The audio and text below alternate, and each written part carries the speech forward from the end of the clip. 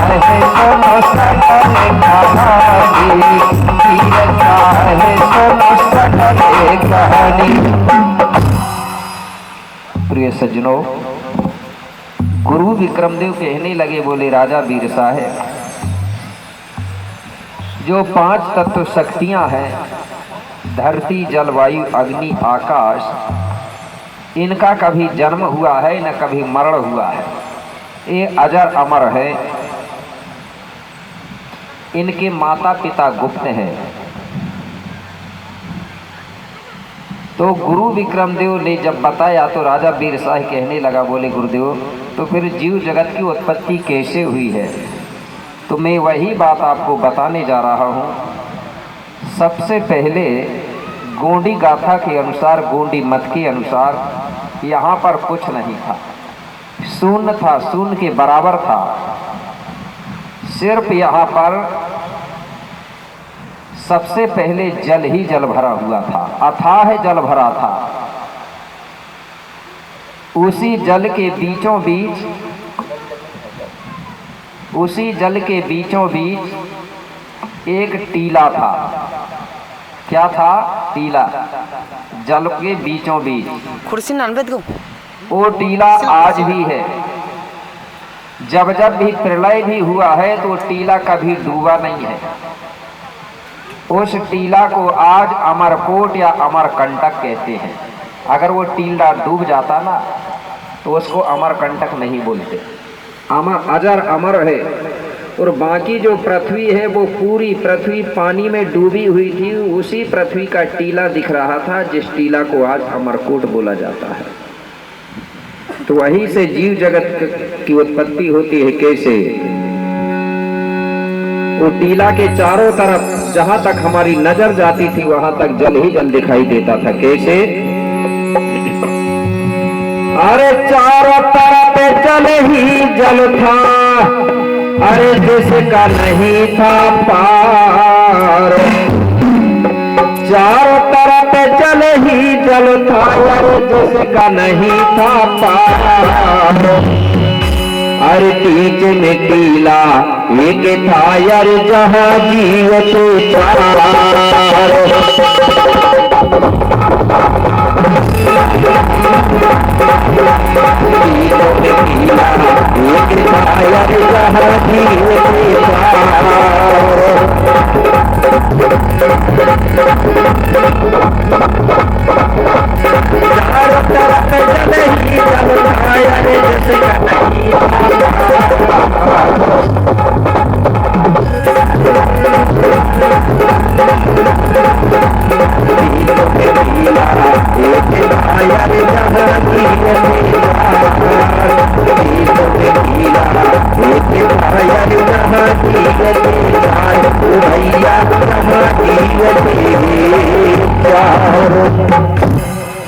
क्या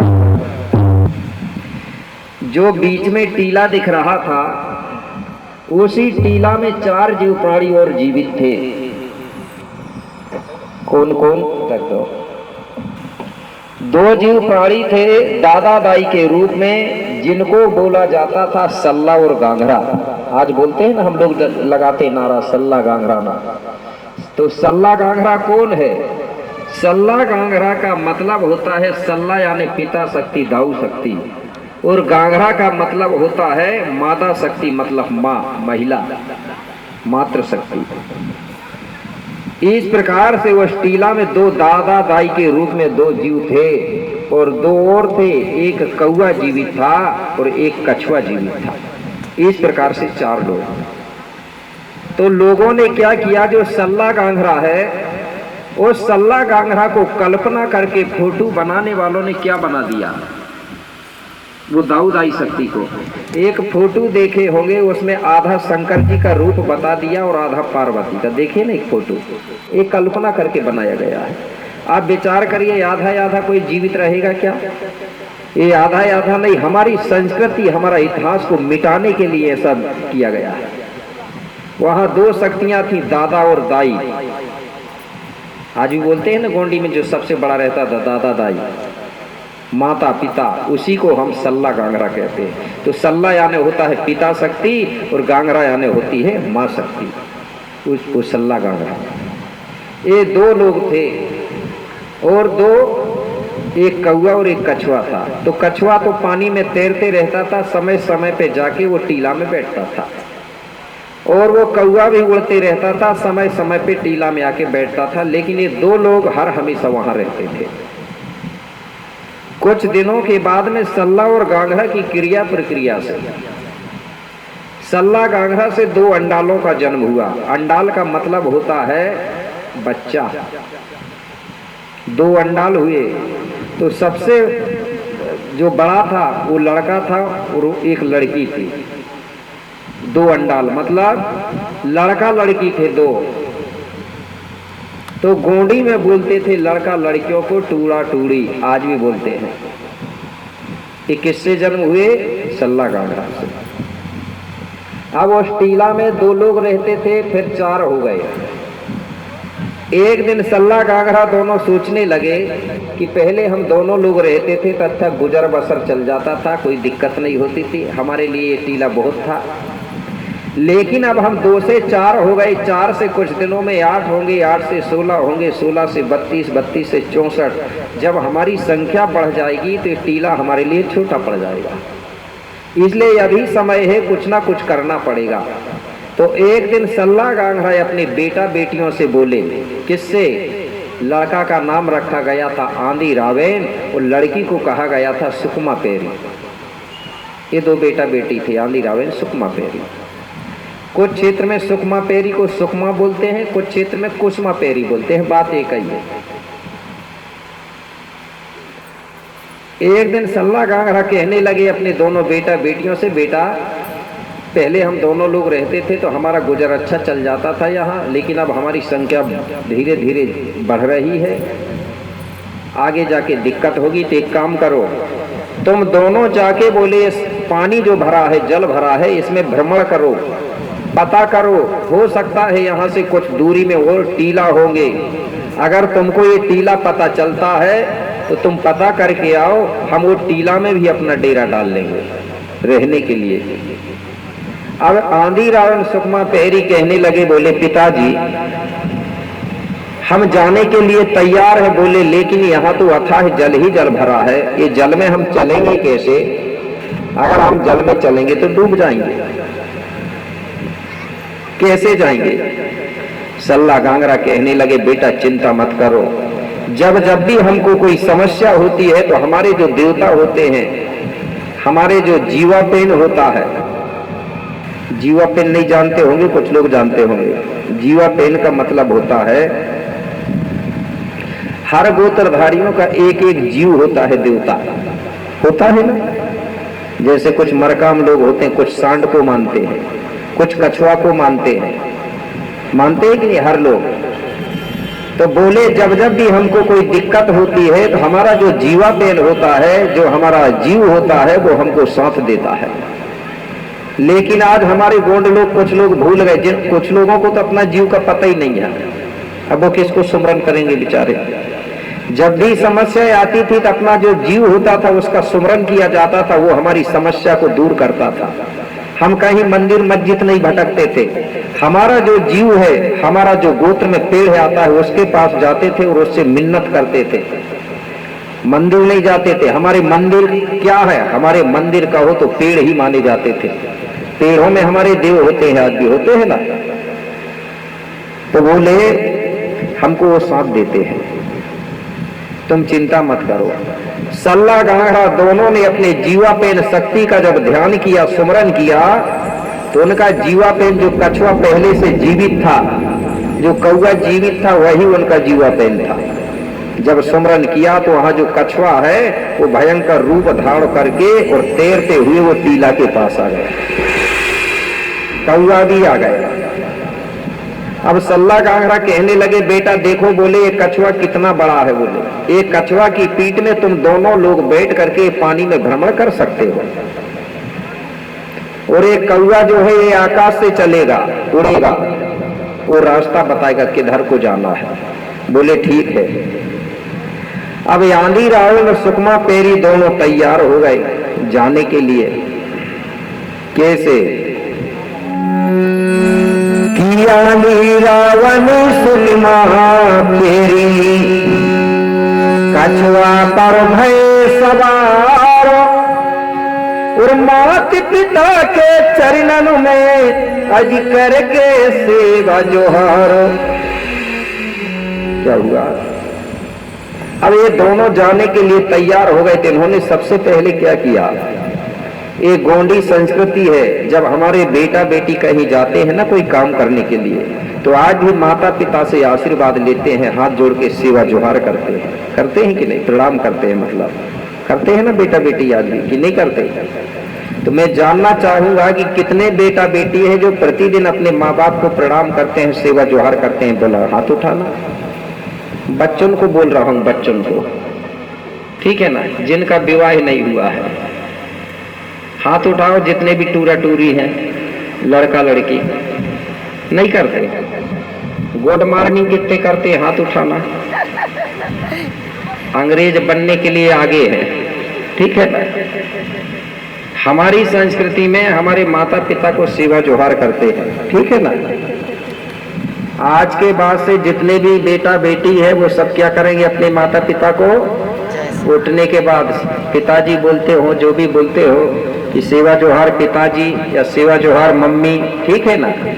भली तुम स्कूलों में गुड नाइट करो चाहे गुड मॉर्निंग करो, ठीक है, लेकिन हमारे घर में क्या होना चाहिए? सेवा जोहार होना चाहिए। जय फड़ापीन, जय गुडवाना, जय बूढ़ा देव, ठीक है ना? तो आंधी रावण सुकमा पेरी ने भी अपने माता पिता को सेवा जोहार किया और आशीर्वाद लिया, और दोनों कछुआ पर सवार हो जाते हैं। अब कछुआ पर सवार हुए तो कछुआ पानी में चलने लगा और कौआ जो है आकाश से उड़ने लगा। अब ये दोनों लोग टीला ढूंढते ढूंढते परेशान हो गए। इनको कहीं टीला मिला न कहीं मिट्टी मिली। कछुआ तैरते तैरते थक गया, कौआ आकाश में उड़ते उड़ते थक गया। आंधी रावण सुकमा पेरी को डर लगने लगा कि मेरा जो कछुआ रूपी जो नैया है, नाव है, वो थक चुका है। अब हमको डर लग रहा है, एक कछुआ पता नहीं अब हमको जिस टीला से लेके आया है वो टीला वापिस पहुंचा पाएगा या नहीं पाएगा, इसलिए इसको डर लगने लगा दोनों को, आंधी रावण सुकमा पेरी को। ये बड़ादेव प्रकृति से प्रार्थना करने लगे कि हे बड़ादेव, हे प्रकृति शक्ति, हमारा जो कछुआ रूपी नाव है उसको ऐसी ताकत देना, ऐसी शक्ति देना, कम से कम हमको ये टीला वापिस पहुंचा दे। तो वो प्रकृति से प्रार्थना कर रहे हैं। कैसे? वो बोले, हे परम शक्ति देवा, हे परम शक्ति देवा, कल सेवा बारो बारो, बिगड़ी मेरी बना दे, नैया लगा दे पारो।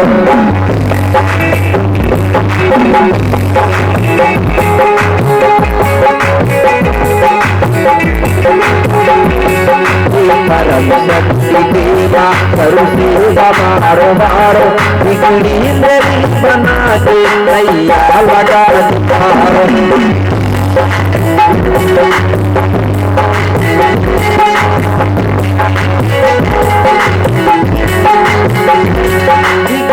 मेरी बना दे, नैया लगा दे पारो, बिगड़ी मेरी बना दे, नैया लगा दे पारो।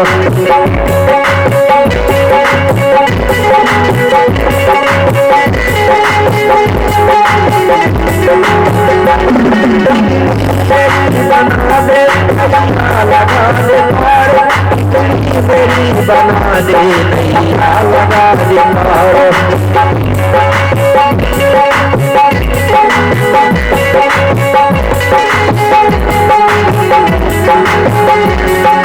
परम शक्ति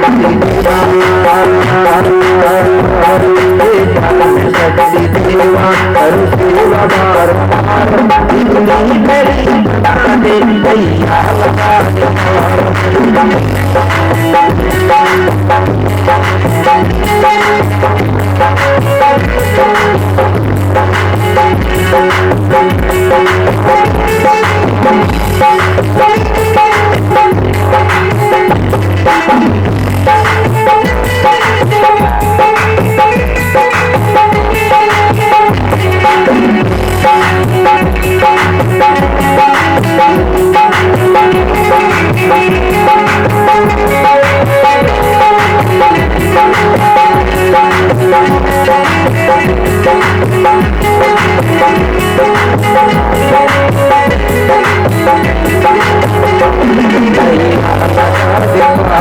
नैया लगा दे पार, नैया लगा दे पार, नैया लगा दे पार।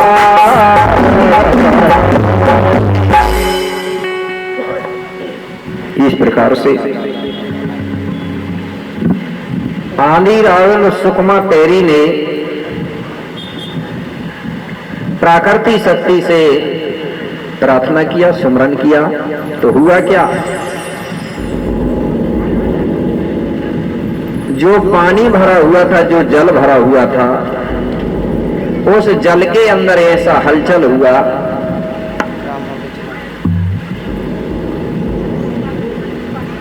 जो अमरकोट का टीला था, वो टीला सहित पूरी जो धरती है पानी में डूबी हुई थी, वो धरती सहित पूरा टीला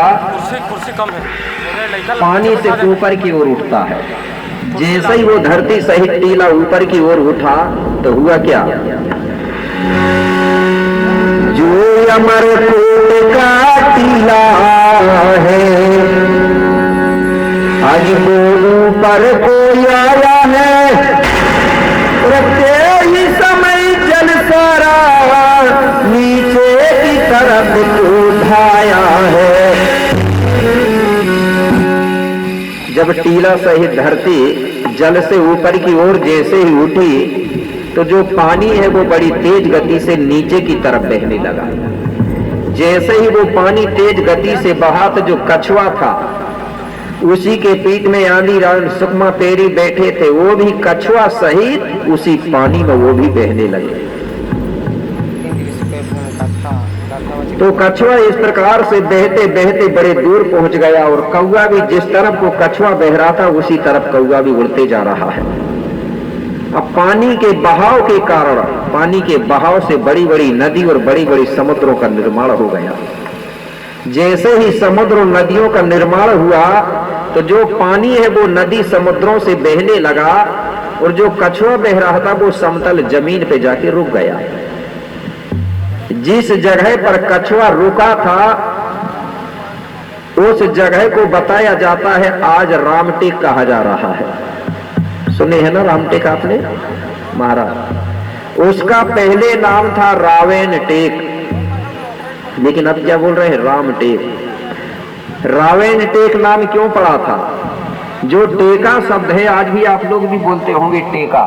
जो टेका शब्द है ये गोडी शब्द है। कोई भी चीज में बोलते हैं ना टेक लगा दो, बोलते हैं कि नहीं?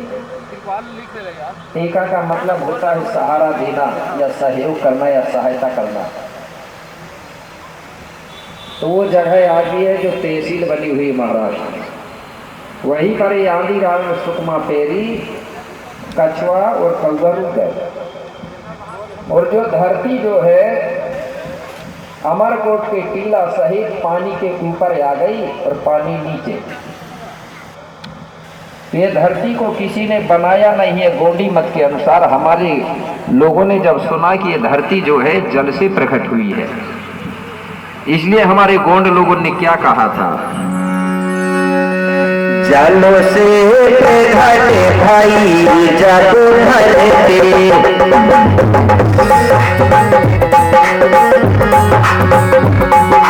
जलों से घटे भाई जब ढलते,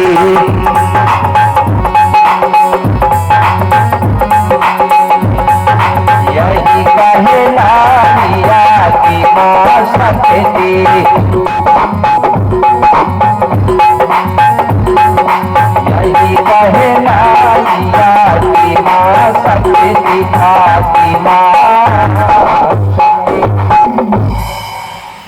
हमारे लोगों ने जब ये बात सुना कि ये धरती जो है जल से प्रकट हुई है, तो हमारे गोंड लोगों ने धरती को कहा कि ये आदि शक्ति है, अजर अमर है, कभी धरती का जन्म होता है न कभी मरण होता है। इसलिए आदि शक्ति हमने किसको कहा? धरती को कहा। और पहले जो मैं बात बता रहा हूं ये दांतिक में चलती थी और ये बात अधिकतर हमारे लोग जो पाटारी होते, पाटारी जानते हैं ना? पाटारी पाना प्रधान बोलते हैं आपके इधर,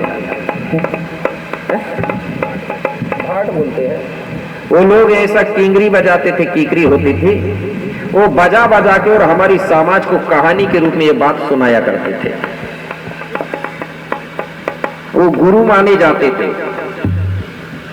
क्योंकि उस समय हमारे लोग पढ़े लिखे नहीं थे, इसलिए लिखा नहीं था। हम लोगों ने किस्सा कहानी के रूप में, दांतिक रूप में हमारी चीज को अमर रखा है और आज भी रखे हैं। लिखी नहीं है लेकिन आज भी आदिवासियों की संस्कृति इतिहास आज भी अमर है कि नहीं है। और मुझे तो कभी कभी ऐसा लगता है कि जो चीज लिखी जाती है उसको मिटा सकते हैं, लेकिन जो चीज लिखी नहीं जाती है उसको कोई मिटा भी नहीं सकता। आज यही हुआ, गोंडों की चीज को लिखा नहीं गया और मिटाया भी नहीं जा सका। कि मिटी है, आज भी नहीं मिटी, भली जितना भी बचे, लेकिन आज भी हमारी संस्कृति जीवित है। बताइए, बिना लिखे हुए भी हमने आज बचा के रखा है। तो धरती दाई को हमने आदि शक्ति देवी कहा, लेकिन आज हमारे गोंडियन लोग आदि शक्ति, असली शक्ति को भूल के नकली में भटक गए। भटके ना, भटके हैं कि नहीं भटके? एक उदाहरण बता रहा हूं, बुरा ना लगे, क्योंकि हमारे पुरखा नहीं जानते थे इसलिए बता रहा हूं। और पढ़ने लिखने और अशिक्षित रहने में जमीन और आसमान का फर्क है, इसलिए पढ़ना भी बहुत जरूरी है। एक परिवार की बात बता रहा हूं मैं, उदाहरण। एक परिवार था, दादा दाई थे, उनका एक ही लड़का था। तो दाऊ दाई ने कहे माता पिता ने, बोले हम पढ़े लिखे नहीं है लेकिन हम अपने बेटा को अच्छे पढ़ाएंगे। जब उन्होंने अपने बेटा को पढ़ने भेजे ना, तो वो लड़का पढ़ते पढ़ते एमए फाइनल पढ़ लिया। तो दादा दाई बड़े प्रसन्न हुए, बोलने लगे, बोले हम तो अनपढ़ रहे लेकिन हमने बोले हमारे बेटा को कॉलेज पढ़ाए हैं। बहुत खुश होते थे दाऊ दाई। एक दिन जो दाई है वो कहने लगी दादा से, बोले अपना बेटा पढ़ा लिखा है, बोले इसलिए बहू भी कॉलेज वाली लाना। बोले ठीक है। जब उसका विवाह किया गया तो उनके घर में जो बहू रानी आई तो वो पढ़ी लिखी आई, कॉलेज वाली। जब कॉलेज वाली घर में बहू आई तो सास इतनी खुश होती थी, इतनी खुश होती थी, इतनी खुशी उसको कभी नहीं आई थी। क्यों होती थी खुशी? आज भी अगर किसी के घर में नई नई बहू आ जाए, अच्छी सुंदर आ जाए, तो सास आज भी खुश होती है कि नहीं? कि नहीं होती? तो वो सास की आदत ये थी कि प्रतिदिन 2-4 घर में सुबह सुबह जाके बैठ के और बताने जाती थी कि मेरे लड़का भी पढ़ा, मेरी बहू भी पढ़ी। इतनी खुश होती थी। कई गांव के लोगों को गुस्सा भी आता था, बोली पढ़ी लिखी बहू ले आई, बोले तो पूरे गांव भर में बताती है, बोले तभी इसका शायद खाना पचता है। बोले ऐसे बोलती थी गांव की महिलाएं। धीरे धीरे समय बीतते गया। एक दिन बहू रानी अपनी सास से बोली, सासू माँ, बोले तुम मेरी सब कुछ हो, बोले तुम ही हो माँ हो, तुम ही आदि शक्ति हो, तुम ही सब कुछ हो। बोले तो सास क्या बोली? सास अनपढ़ थी। सास बोली बेटा बहू रानी, बोले मैं असली माँ नहीं हूं। बोले खुद सास बोल रही है। और बोले कौन है? बोले असली माँ और दूसरी है। बोले नहीं, बोले मेरे सास ससुर हो, मेरे माँ बाप ने कहा है कि बेटा आज के बाद से तेरे बोले सास ससुर ही बोले तेरी असली माँ माता पिता कहलाएंगे, वो ही सब कुछ है तेरे। बोले उन्हीं की सेवा करना बोले है, बोले मेरे माँ बाप ने, तो मैं तो तुम्हारी ही सेवा करूंगी। बोले लेकिन सास कहने लगी नहीं मैं नहीं हूँ असली। बोले तो बोले असली कौन है? बोले समय आएगा तो मैं बताऊंगी। बोले कौन है असली माँ? बोले धीरे धीरे समय बीतते गया। महीना आया कौन सा? कुंवार का महीना। कुंवार जानते हैं ना, कुंवार का महीना। उसी समय जब एक दिन मतलब माँ बोली बहू से, बोले बहू रानी अब समय आ गया है, बोले तुझे मैं असली माँ के दर्शन कराऊंगी। बोले ठीक है तो तैयार हो जाना। बोले नहा धो के बढ़िया पूजा सामग्री तैयार करके। बोले ठीक है। तो एक दिन बहू रानी ने बढ़िया नहाई धोई और एक थाली में पूजा सामग्री सजा ली, नारियल रख लिया, कुछ सिंदूर कुमकुम रख ली, अगरबत्ती रख ली और कुछ पैसा रख लिया और सास से बोली माँ मैं तैयार हो गई। बोले चलो। बोले ठीक है चलो। अब सास बहू घर से निकली, आगे आगे सास, पीछे से बहू रानी।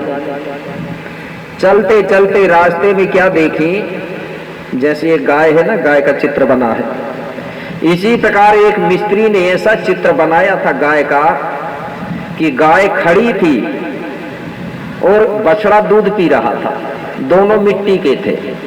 देखने में ऐसा लग रहा था कि बछड़ा दूध पी रहा है। बहू कहने लगी सास से, बोले सासू माँ रुको रुको। बोले क्यों?